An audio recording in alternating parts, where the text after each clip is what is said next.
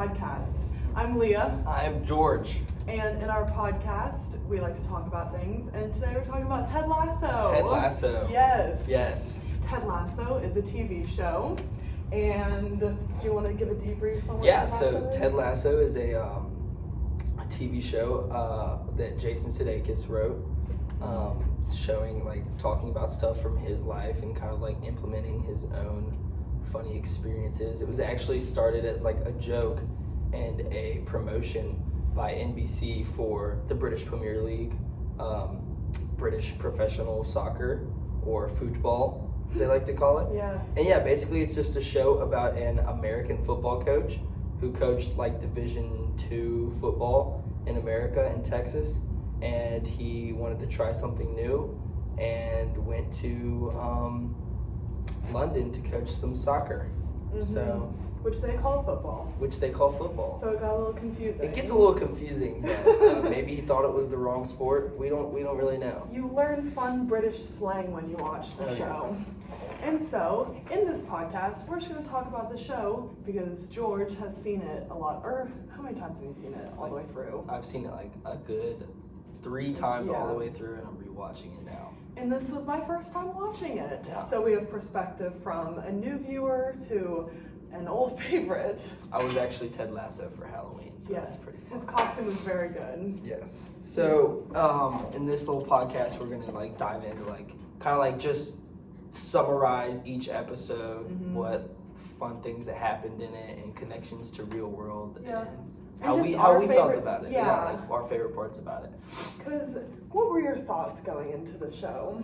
Oh, I love Jason Sudeikis in general. I never really watched a lot of his stuff. Yeah, no, I love Jason Sudeikis, and like I said in like the promotion for the show that he did, it was quite funny because like it was just for the British Premier League. He actually was coaching, acting like an American football coach that coached a team called the Spurs in the British Premier League, and he just kind of like did like commercials and like fun little skits for it, and then they realized like that's a really good idea. Let's turn this into a show. So that's how it kind of like started. Is this your favorite thing Jason Sudeikis has ever made? Yeah, probably. Oh. Probably just because like he wrote it, and it's like a lot more about his own personal life that he wrote in the show. And I didn't really know he was that good of a writer, but Yeah. yeah. So And I knew it had a lot of high reviews. I don't really watch TV anymore, so I just kind of I'll watch it for the project, and it was like kind of hard for me to get into it at first. But then like when I started like actually getting into the storyline, I finished season 2 in like 3 days. damn, It was so good. that's awesome. Yes. All right, well, I'm just gonna like talk about some of the characters that are on the show. Yes. Starting with episode 1, the pilot. You know, the episode that really kicks this show off and like makes people want to watch it. They introduce characters like Ted Lasso, the main character, played by Jason Sudeikis. They introduce the boss of the club's name is FC Richmond, owned by Rebecca, played by Hannah Whittingham. And you I learn love her. yeah, she's so great. Hashtag girl boss. Yes, Anyway, she is. yeah, and then you introduce some of the players like Jamie Tart, played by Phil Dunster, and Roy Kent, played by Brett Goldstein, who's also, I think he was a writer for the second season, maybe the first season too. Not too sure, but yeah, and so yeah, the pilot episode just introduces Ted and him coming to London. yeah, him coming to London, all the Culture shock and all that. all the tea, literally makes plenty of jokes about tea, calls Yes, it brown and water. He hates tea. Yeah, who doesn't though? Oh, I kind of like tea. And then we learned the real tea that Rebecca hired him to make the club bad. Yes, she is not. The club was formerly owned by her recently divorced ex-husband, and the club was the only thing that he loved, so she wants to watch it burn to the ground. And Ted could do that, which sucks. Girl boss. Yeah, she really did. So yeah, that was just like the pilot episode, and then in episode 2, it was like Ted's first match. All the reporters were wanting to know how it went, and they were very excited to see him fail. No one really like believed in him, and honestly, like who would? He has never coached this sport before and went straight from knowing nothing about this sport to being professional. People would call him mean names wherever they saw him. And he would always handle it in the nicest ways. He was just take it and run with it. Got his mustache and he would just give a big old smile. Yes, I would not be able to do that. Yeah, so he develops like a weird relationship with Rebecca in episode 2, to where he's always being nice to her constantly, just like you would your boss. Because he is to everybody. Yeah. And that's why, like, in the first episode, you're like, why is this guy being so nice? Yeah, it's weird because like it's really like cringy to watch almost, because Ted Lasso is just a very genuine person, and he's not one to just like kind of hold grudges or anything. He's not a negative Nancy, as some would say. He's just a really genuine person. He makes British people uncomfortable. Yeah, and Rebecca is just not. She is just preying on this man's downfall, and all he knows how to do is just smile and wave. So it's like a weird relationship to where he's constantly being nice to her, like bringing her biscuits and stuff, and every morning. And she just doesn't like it, but she loves the biscuits. So it's hard for her to tell him to go away. But as a viewer, like when I was watching it, I was like mad at Ted. I was like, oh my god, like you're being such an idiot. Like everyone wants this bad stuff to happen to you, and you're so oblivious. And so it just kind of like frustrated me. Weird. Yeah, no, it's really weird to watch. Because they don't give you the backstory on why he's nice until, honestly, are so nice. Like the second season. Yeah, I was about to say season 2. And so you just sit there and you're like, what is like the reason behind this? Is he just like this? That's where all the good quotes come from. I know. Yeah. My favorite quote was the first episode. Do you remember when they were like on the trophy case and Rebecca was talking about like the building was haunted or something, and she was like, do you believe in ghosts, Ted? And he was like, yes, I do, but I just hope they believe in themselves. That was my favorite quote. I say that all the time. Great. I hope they believe in themselves.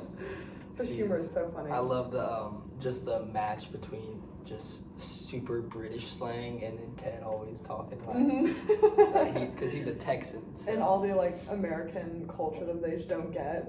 Because he makes the weirdest references that honestly really references. I don't even know. Like Freddie Mercury, Queen. Yeah, those were good. Certified dad jokes. But that's like the humor. Like the references he makes are so specific that they're funny. Apple TV did a great job with that. So yeah, that's pretty much episode 2, and honestly, episode 3. In episode 3, Rebecca like really tries to get him out of there and hires this really devious reporter named Trent Krim. From the Independent. Yeah. Yes. Yeah. And they just basically they end up going out to dinner and stuff, and yeah, it's weird. He to write a report on him and stuff, and just preying on his downfall. There are just so many villains at that point. It's just kind of hard to watch. Everybody's preying on his downfall. Anyway, so in episode 4, this is where stuff really goes down. There was a charity event usually hosted by Rupert, Rebecca's ex-husband. It's the first time that she's doing it, hosting it herself, and she gets really nervous, and then Ted acts all super sweet and, always helping her out, and she, kind of in that episode starts to realize that he's just being a nice guy and, takes him for what he is, but it's still just, no one really likes Ted, and, I don't know. They probably just don't think he's genuine. But it was just that episode really shows you who her ex-husband is and why she hates him, because he really is just a douchebag. POS. Yeah. But yeah, in this episode, Keely, who is Jamie Tart, one of the players, dear girlfriend and boyfriend. She's just kind of like a social media star at this point. Yeah, and Jamie's just kind of a pretentious soccer player, and it's just not really working out, and so Keely breaks up with Jamie in this episode, and that really kind of comes back later and has more to do with the plot. But in episode 5,